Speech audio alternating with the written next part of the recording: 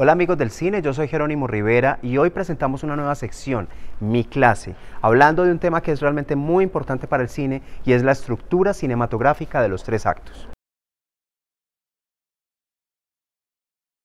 El académico norteamericano Sid Field plantea el paradigma de los tres actos, que consiste básicamente en cómo una película se estructura independientemente del género, independientemente de la nacionalidad y de la historia. Y él plantea que toda historia, toda película tiene tres momentos fundamentales: el planteamiento, la confrontación y la resolución.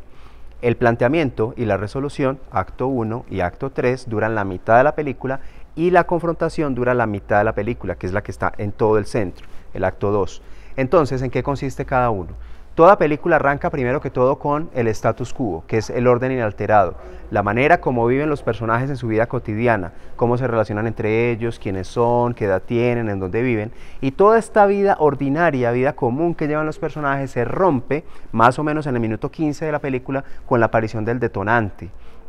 El detonante rompe el equilibrio, el detonante rompe el status quo y lleva a los personajes a tomar decisiones importantes que se van a ver materializadas fundamentalmente en el primer punto de giro. El primer punto de giro es ese momento en el que el protagonista, que tiene un problema que le planteó el detonante, se enfrenta directamente al conflicto. Y a partir de allí arranca el segundo acto, la confrontación, que es lo que nosotros queremos ver, cómo el personaje lidia con el problema, cómo van apareciendo nuevas complicaciones, qué pasa con los villanos. Y todo esto, que dura una hora en una película de 2 horas, nos lleva al segundo punto de giro. Y el segundo punto de giro es muy importante porque es el momento en el que el protagonista decide encarar de frente el conflicto. Y a partir de allí, a partir de esa decisión que él toma para el segundo punto de giro, arranca el tercer acto, que es mucho más ágil, que es más vertiginoso, y es el momento en el cual la historia se va a desarrollar, se va a desenvolver, vamos a llegar a la resolución definitiva. Y finalmente todo esto ocurre faltando unos 5 minutos para terminar la película con la escena que estamos esperando desde el principio,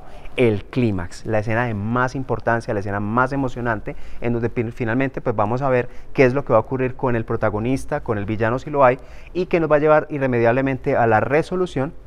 que es la manera como la película acaba, que puede simplemente acabar o puede quedar también con un final abierto, pues eso, digamos, no es relevante en ese caso. Esta estructura de los tres actos está en prácticamente todas las películas, o en una gran mayoría de las películas, independientemente del género, independientemente del país. Por eso es muy importante que si tú eres escritor, si eres aspirante a guionista, tengas en cuenta siempre esta estructura, a pesar de que no la hagas fielmente ni al pie de la letra, y que si eres espectador, pues también puedes aprender bastante si entiendes esta estructura de los tres actos planteada por Sid Field. Entonces, pues esta es la nueva sección que tenemos, Mi Clase. Si les gusta, por favor, pónganlo en los comentarios, la estamos poniendo a prueba, digamos que es una especie de clase en video para ustedes, para que aprendamos nuevos conceptos, y si les gusta, pues por favor díganos acá y vamos a ver si la mantenemos. Yo soy Jerónimo Rivera, esto es Amigos del Cine. Recuerden activar las notificaciones de este canal, suscribirse primero que todo, compartir estos contenidos y ayudarnos para que este mensaje y este contenido de esta comunidad sea cada vez más grande.